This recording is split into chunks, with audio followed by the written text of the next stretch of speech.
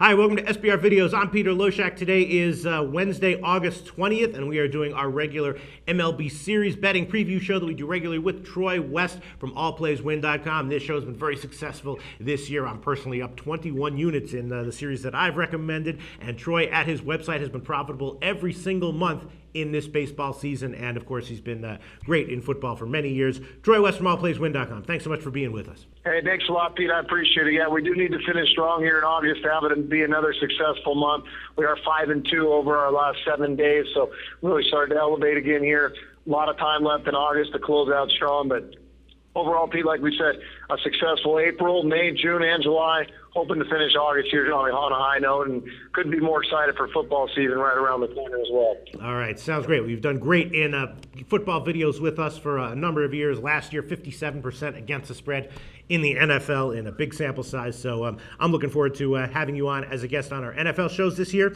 And we're going to start now with the series that start early next week. And I got 3 series here. Let's hear what you have to say about them. Again, things are I sort of had to think a little bit out of the box to find these series. I hope I don't get burned. See what you have to say about it. First one, Atlanta at the Mets. Now, Atlanta has been a terrible team for a long time. A little bit surprised that I'm doing this, but I think I am going to go with Atlanta here. They've recently started to really pick it up. They've won 5 in a row. They're batting. Their lineup is starting to hit, and their pitching is solid. Their bullpen, of course, is excellent as always.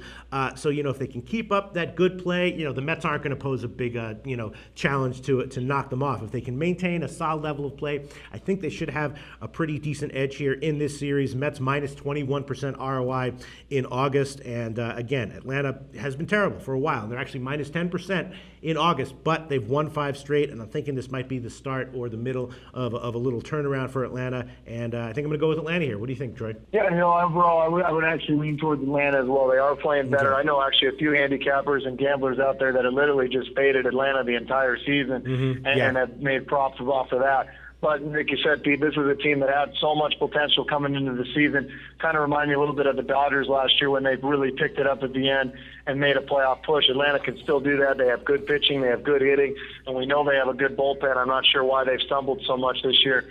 I think they can get it together, so I would agree with you and go with Atlanta as well. Okay, and then the next series, Boston at Toronto. Again, another series that might not have value at first glance, but looking at it more, I'm thinking maybe Toronto has some value here. Now, Toronto's lineup is healthy again, right? And they're getting productive now, and their pitching is, sort of wearing down a little bit as the year wears on. But Boston is just in general a very fadeable team right now. Their starting pitching is getting hit, including Buchholz. Buchholz is very iffy. Robbie De La Rosa is the only live arm that I'm seeing in their starting rotation, and their lineup is just not that strong. Their lineup is not the kind of lineup that can bail out a weak starting rotation. So I'm looking at this, and even though Toronto has been awful in August, they're actually minus 51% ROI in August, which has been the worst in baseball. Of course, we're betting going forward, not looking back. And I'm thinking that, as shaky as Toronto's starting pitching might be right now, their lineup should be good enough against Boston's pitching to bail them out of whatever, failures and shortcomings their starting rotation has in the series. I'm taking Toronto. What do you think, Troy? Yeah, I'm thinking Toronto as well. I think Toronto's bats have been a little bit quieter than as of late, but they get an opportunity to go up against one of the worst pitching staffs in all of baseball. Boston's just not getting any consistency from anybody in that pitching staff. We know at this point their season is over. I think you're going to see them try out several different guys in their bullpen.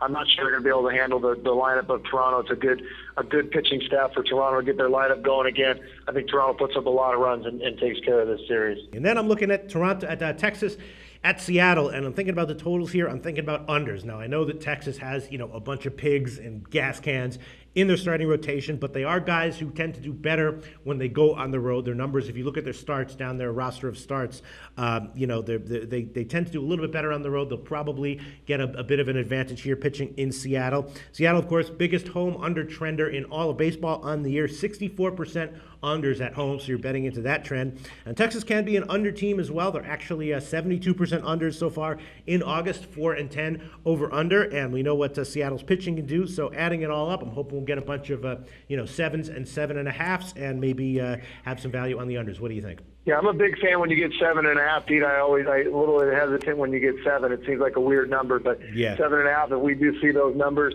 I think you do got to go with the unders. The Seattle pitching staff's been outstanding, even better at home as of late. So, no, I mean, every single guy they've thrown out, they're getting consistent starts. Felix Hernandez finally had his bad start last week. I think he'll get back to form. Iwakuma's been an under trainer all year, throws another shutout yesterday. I just think this is an under team, like you said, Pete. Go with the statistics in this series and go with the unders. All right, well, I think we got 3 more series from the upcoming series that start next week. I think overall we'll probably come up a unit or 2 out of all these series when taken in total. Thanks so much, Troy West from allplayswin.com. Talk to you again very soon.